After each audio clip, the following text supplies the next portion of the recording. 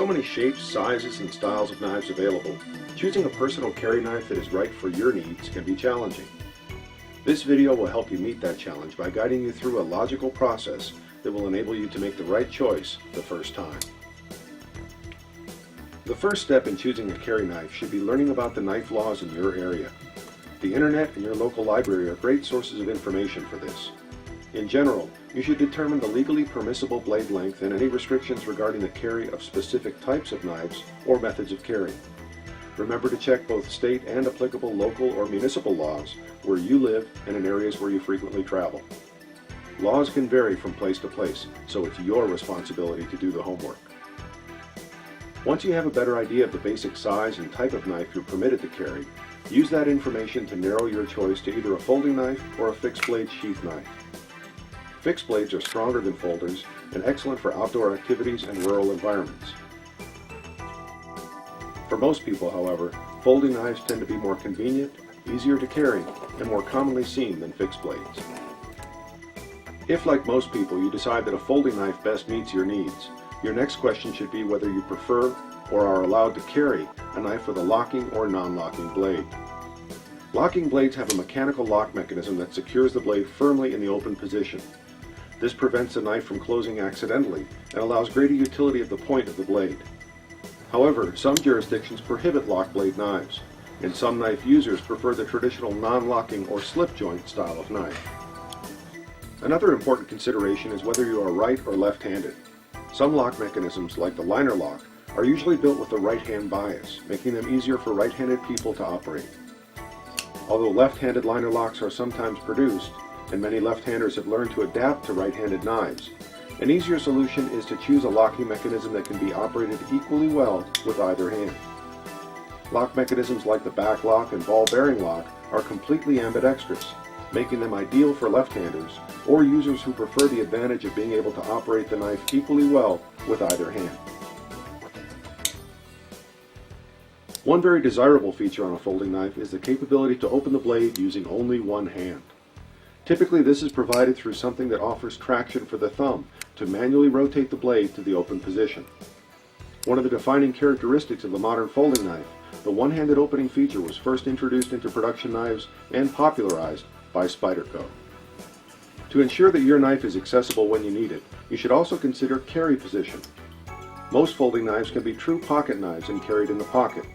However, to keep them even more accessible, make full use of your pocket, and keep your knife free from pocket lint, a pocket clip is a much better option. First introduced and popularized by Spyderco, it allows you to carry your knife clipped to the top of the pocket, where it is instantly available when needed. Your preference of right or left-handed carry will also influence your choice of clip-carried knives. Some knives offer reversible clips that allow them to be carried on either side of the body with equal ease. You should also know that clip carry positions can be either tip up or tip down. Tip up means that the point of the closed blade faces upward when carried in the pocket. On properly designed knives, this allows you to draw and open the knife without having to adjust your grip on the handle. Tip down means that the point of the closed blade faces downward when carried.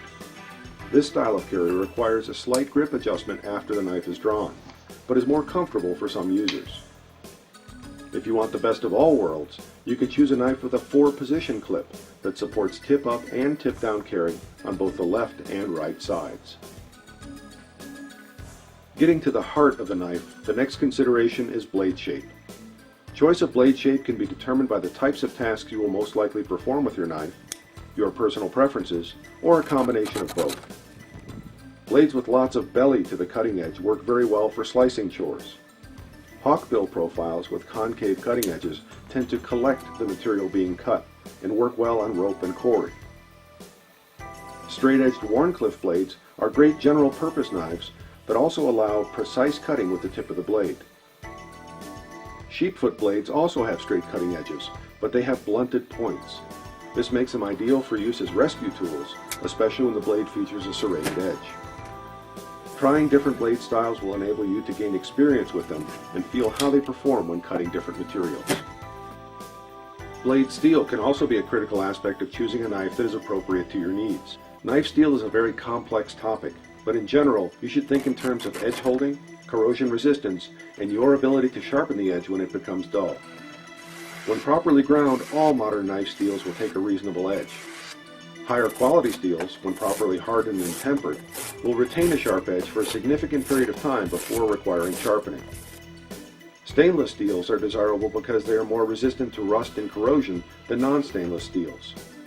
They are therefore a better choice for knife users working in humid climates or around water. A good knife steel should also allow the knife to be sharpened easily without the need for special tools or equipment. Another aspect of blade selection is the choice of edge style, specifically plain edge, serrated edge, or combination edge.